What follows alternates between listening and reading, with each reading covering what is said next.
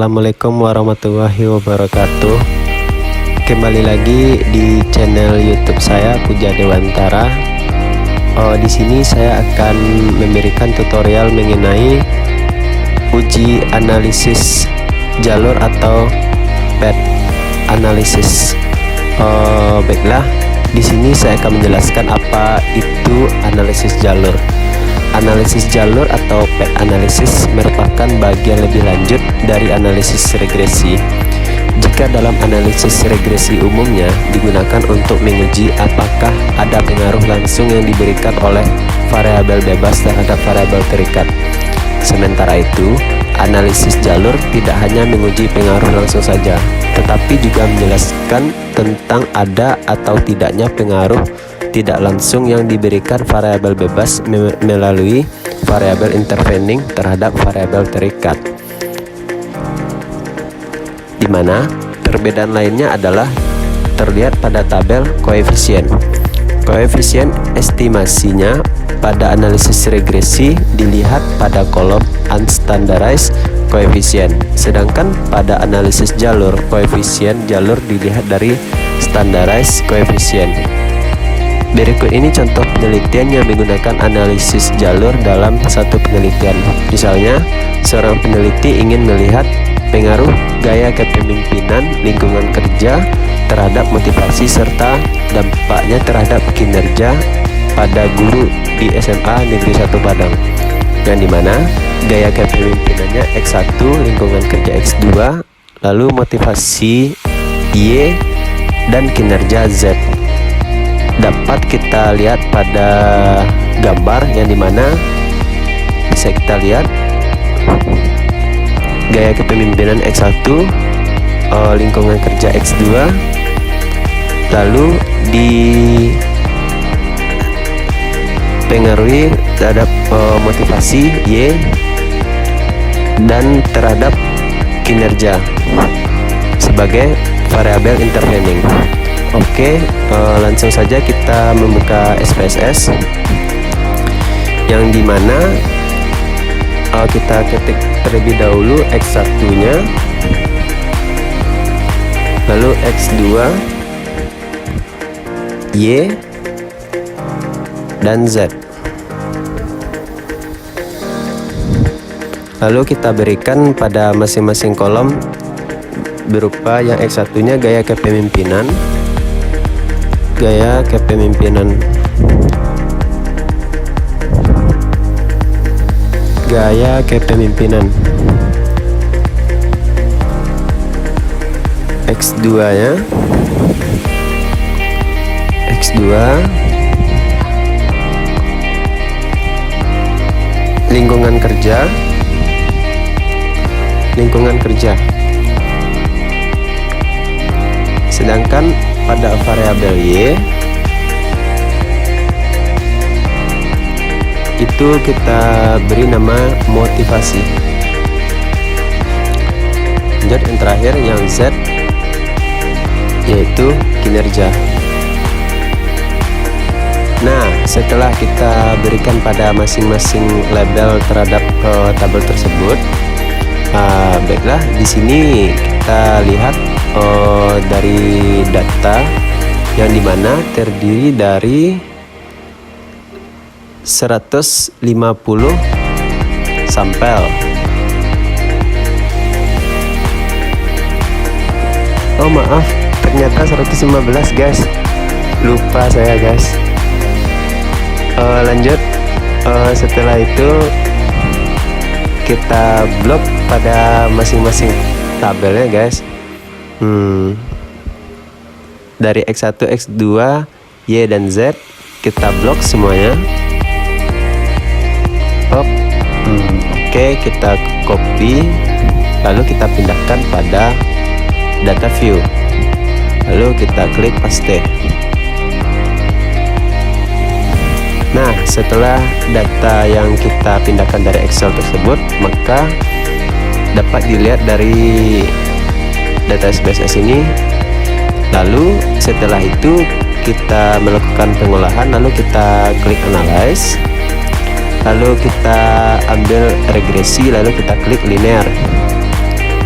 Nah, data tersebut terdapat variabel dependen dan independen, di mana kita masukkan variabel dependennya yang pertama itu motivasi, dan sedangkan variabel independennya yaitu X1 gaya kepemimpinan dan X2 lingkungan kerja. Lalu kita klik OK. Nah, setelah kita masukkan, dapatlah hasil data yang kita teliti. Lalu kita lanjutkan lagi atau uji lagi, yaitu melakukan klik regresi dan lalu linear. Kita keluarkan dulu yang variabel dependennya. Kita keluarkan dulu, lalu kita ganti dengan variabel Z, yaitu kinerja. Nah, setelah itu kita masukkan variabel motivasi terhadap variabel independen. Lalu kita klik OK. Kita tunggu dulu. Nah, setelah data dilihat, maka dapat dijelaskan, yaitu terdapat koefisien jalur yang mode pertama. Jika dilihat dari regresi model 1 ini pada tabel koefisien, dapat diketahui bahwa nilai signifikansi dari kedua variabel tersebut yaitu X1 sebesar 0,00 dan X2 0,000 di lebih kecil dari 0,05. Hasil ini memberikan kesimpulan bahwa regresi model 1, yakni variabel X1 dan X2, berpengaruh signifikan terhadap Y. Nilai R kuadrat pada model ini sebesar 0,404. Hal ini menunjukkan bahwa kontribusi atau sumbangan pengaruh X1 dan X2 terhadap Y adalah sebesar 40,4%. Sedangkan sisanya sebesar 59,6%, yaitu merupakan kontribusi dari variabel-variabel lain yang tidak dimasukkan dalam penelitian. Sedangkan koefisien jalur pada model 2, jika dilihat dari hasil regresi model 2 ini pada tabel, dapat diketahui bahwa nilai signifikansi dari ketiga variabel yaitu X1 sebesar 0,021, X2 0,033 dan Y 0,000, lebih kecil dari 0,05. Di hasil ini memberikan kesimpulan bahwa regresi model 2, yakni variabel X1, X2 dan Y, berpengaruh signifikan terhadap Z.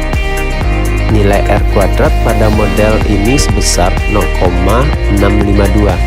Hal ini menunjukkan bahwa kontribusi atau sumbangan pengaruh X1, X2 dan Y terhadap Z adalah sebesar 65,2%, sedangkan sisanya sebesar 34,8%. Jadi merupakan kontribusi dari variabel-variabel lain yang tidak dimasukkan dalam penelitian. Jadi tahap uji hipotesis serta pembuatan kesimpulan terdapat, yang dimana pada poin A, analisis pengaruh X1 terhadap Y. Jika dilihat dari analisis di atas, maka diperoleh nilai signifikansi X1 sebesar 0,000, lebih kecil dari 0,05. Dengan demikian, dapat disimpulkan bahwa secara langsung terdapat pengaruh signifikan X1 terhadap Y. Pada poin B, yaitu analisis pengaruh X2 terhadap Y, dapat dijelaskan bahwa dari analisis di atas diperoleh nilai signifikansi X2 sebesar 0,000, lebih kecil dari 0,05. Dengan demikian, dapat disimpulkan bahwa secara langsung terdapat pengaruh signifikan X2 terhadap Y. Pada poin C, analisis pengaruh X1 terhadap Z. Dari analisis di atas dapat dijelaskan, maka memperoleh nilai signifikansi X1 sebesar 0,021, lebih kecil dari 0,05. Dengan demikian, dapat disimpulkan bahwa secara langsung terdapat pengaruh signifikan X1 terhadap Z.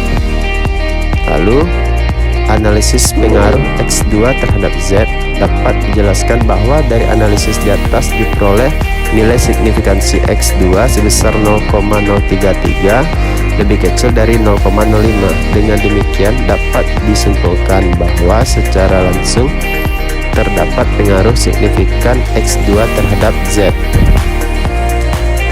Itu jika dilihat analisis pengaruh Y terhadap Z, dari analisis di atas diperoleh nilai signifikansi Y sebesar 0,000 lebih kecil dari 0,05. Dengan demikian dapat disimpulkan bahwa secara langsung terdapat pengaruh signifikan Y terhadap Z. Lalu pada poin F ini, analisis pengaruh X1 melalui Y terhadap Z, dapat diketahui pengaruh langsung yang diberikan X1 terhadap Z sebesar 0,160. Sedangkan pengaruh tidak langsung dari X1 tersebut melalui Y terhadap Z adalah perkalian antara nilai beta X1 terhadap Y dengan nilai beta Y terhadap Z, yaitu sebesar 0,335 dikali 0,609, maka didapatkan hasil sebesar 0,204. Maka pengaruh total yang diberikan X1 terhadap Z adalah pengaruh langsung ditambah dengan pengaruh tidak langsung.